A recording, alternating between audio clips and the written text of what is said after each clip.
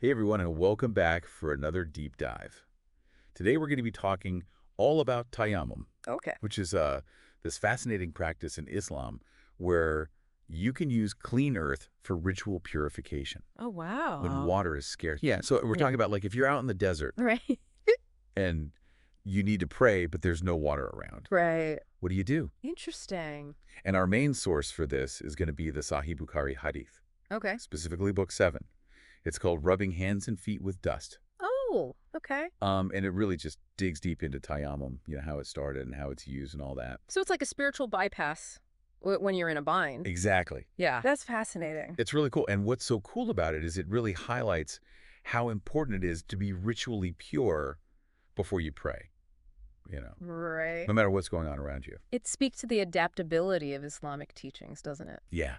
Like your connection with God is so important that nothing should stop you, I see. not even lack of water. That's a powerful message. Right. So let's look at this story Okay. from the life of Prophet Muhammad. All right. It's the story of the lost necklace. Okay. Now, for anyone who might not know, Yeah. Hadith basically means it's a collection of sayings Oh, okay. and traditions that are from Prophet Muhammad, I see. and they guide Muslims on, how to live their lives. Gotcha. So this story is really important because it's actually how we got the verses about Tayammum, Wow. but it also shows how humans struggle, and then God guides us, So it's about adapting to the unexpected and finding solutions in faith. Exactly, yeah. Yeah. It's a really cool story. So basically, the Prophet Muhammad Okay. was traveling with his wife Aisha Right. and a bunch of other people, Uh-huh. and they get to this place Okay.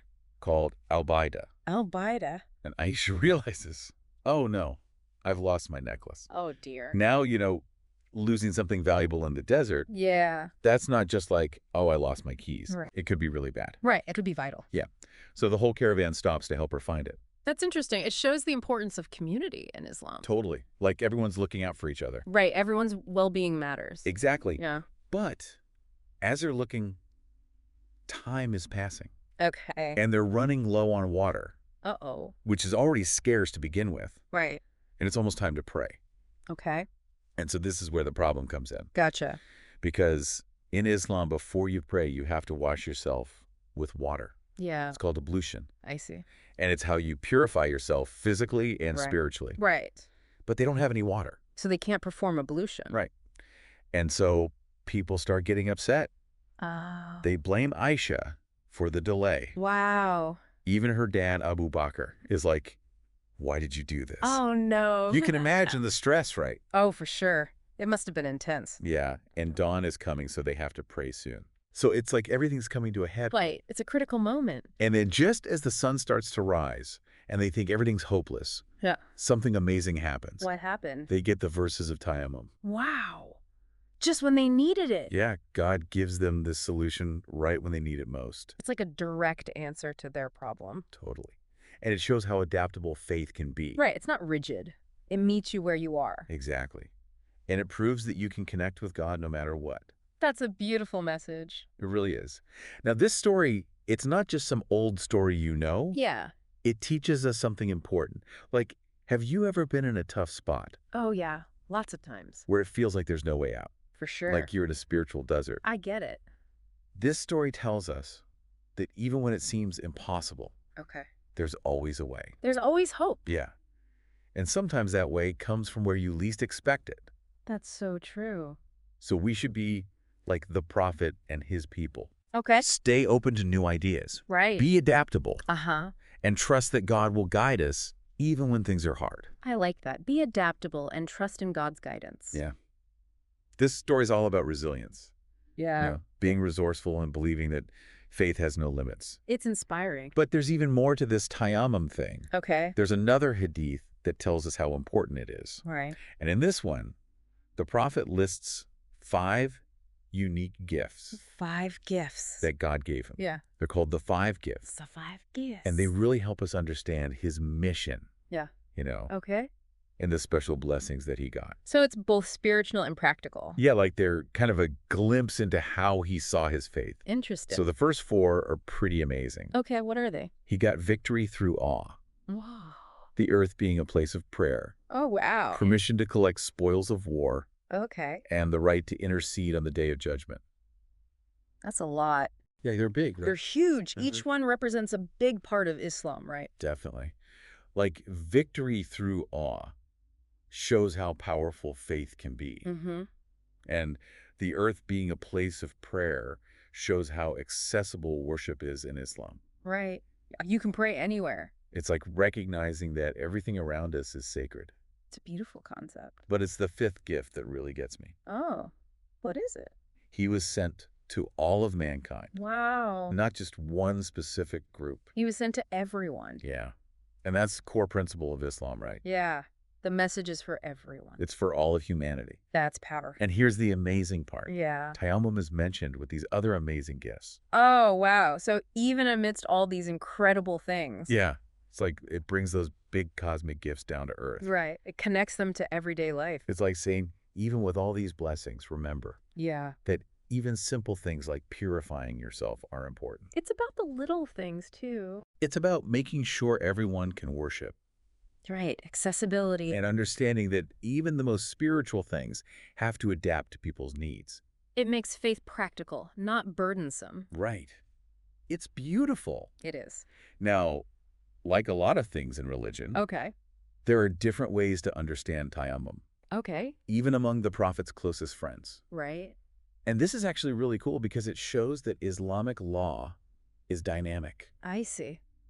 And it's important to learn from people who really know their stuff. So it's not just one rigid interpretation. Yeah, there's room for discussion and different opinions. That's interesting. It shows the diversity of thought in Islam. Totally. For example, there's this hadith where Umar, Okay. who was one of the Prophet's companions, Right. he questions whether tayammum is really necessary. Oh, really? Yeah. When another companion, Ammar, Oh, okay. says that he did it. He performed tayammum. Yeah. So Ammar, he was on a mission with Umar, Uh-huh. and they couldn't find any water to wash themselves before prayer. Oh, right. So Ammar, he just rolled around on the ground. He rolled on the ground. Yeah, before he prayed. Wow. And Umar, who's known for following the rules very carefully, Okay. he's not so sure about it. So he's questioning Ammar's method. It's not that he doesn't believe in tayammum. Gotcha. He just wonders if it was the right thing to do in that moment. I see.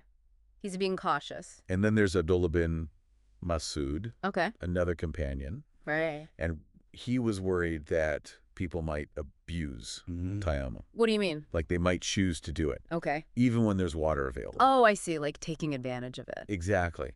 And his worry shows us something important about tayammum. Okay, what's that? You have to be sincere Right. and really need it. You can't just use it as a shortcut. Yeah.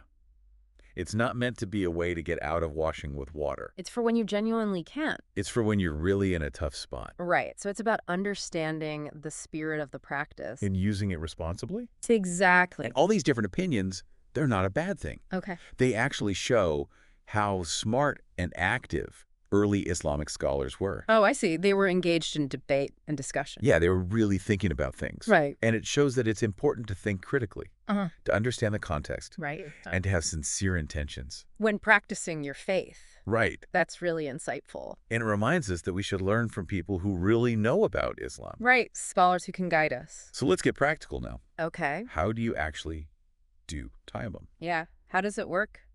It's really simple, actually. Okay. You strike the earth with your hands, Okay. blow off the dust, Uh-huh. and then wipe your face and hands with it. Oh, so the dust replaces the water. Exactly. That's so cool. It's pretty elegant when you think about it. It is. It shows how practical Islam can be, Yeah, you can pray anywhere. even when there's no water around. Right, like it removes the barrier. Exactly. And it reminds me What? that even in structured systems, Mm-hmm. there's room for flexibility. That's a great point. Like it's about finding a way to connect with God Yeah. no matter what. No matter what obstacles are in your way. Exactly. It's a powerful message. You know what else is powerful? What's that? This idea of ritual purity. Oh, yeah. It's not just in Islam. Right. It's in a lot of faiths. It's about reaching this state Mhm. of cleanliness Uh-huh. before you can worship. Both physically and spiritually. It's Exactly. like preparing yourself. To connect with the divine. Right. You're creating a sacred space. Both inside and out. Exactly. So tayammum, Yeah. it gives you another way to be pure. When you don't have water. Right, because usually you would use water. Yeah. But it's like, it's saying Right. But it's saying. that it's not about the physical act itself. Oh, I see. It's about your intention. And the effort you put in. Right. That makes sense. It's about understanding your situation Yeah, and finding a way to still do the ritual.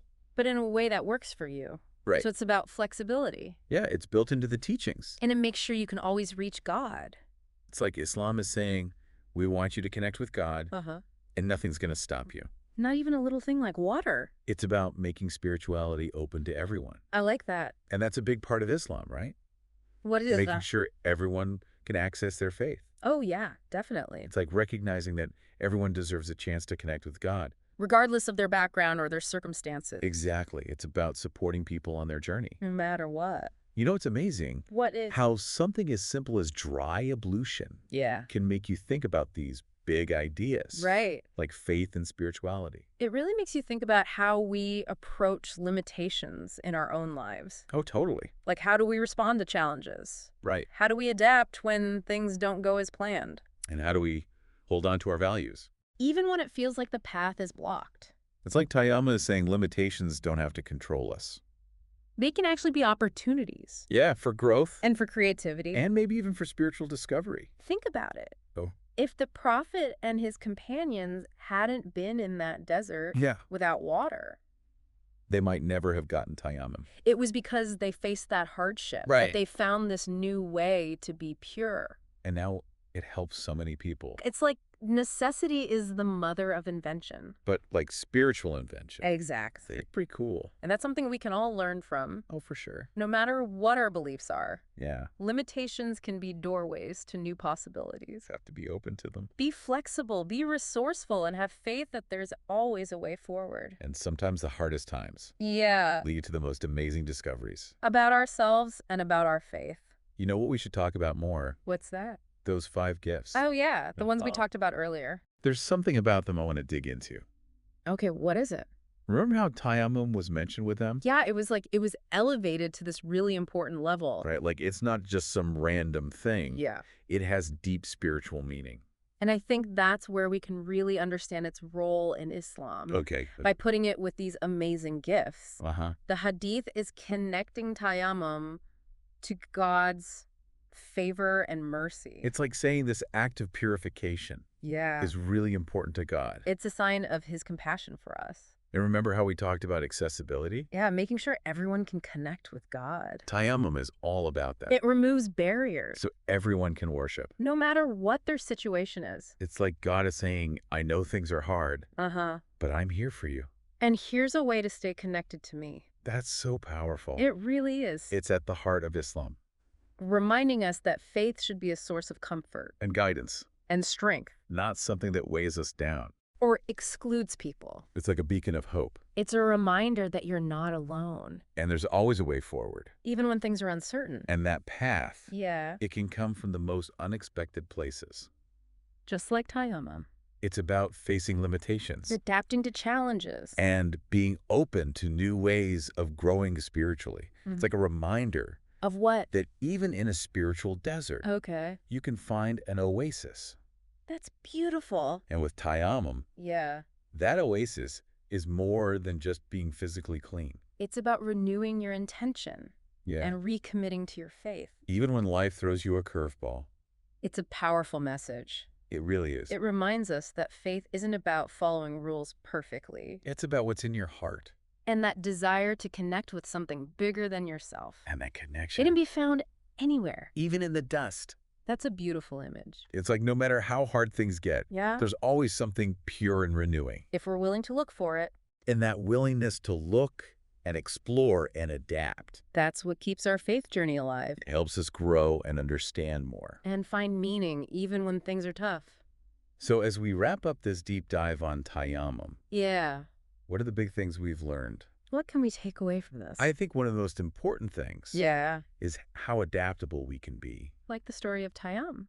Yeah, it shows us that being too rigid Mhm. can get in the way of our spiritual growth. It's about being open to new ideas Finding creative solutions and making our faith work for us. without losing what's important to us. It's like saying don't be afraid to think outside the box Challenge what you think you know, and find ways to make your faith work for you. even when things are tough. I love that. And that idea of adaptability, Yeah. it's not just for our faith. It's for life in general. We got to be able to change Resourceful. and find ways to do well. Even when things don't go our way. Another big thing I learned What's is how important it is for faith to be accessible. like Tayammum shows us. Yeah, true spirituality Shouldn't exclude people. should include everyone, Right. It's about creating a system that supports people. no matter what their limits are. It's about recognizing that everyone's worthy. And everyone deserves a chance to connect with God, It's like saying, come as you are. with all your flaws and complications. Your spiritual journey matters. And we're here to help you.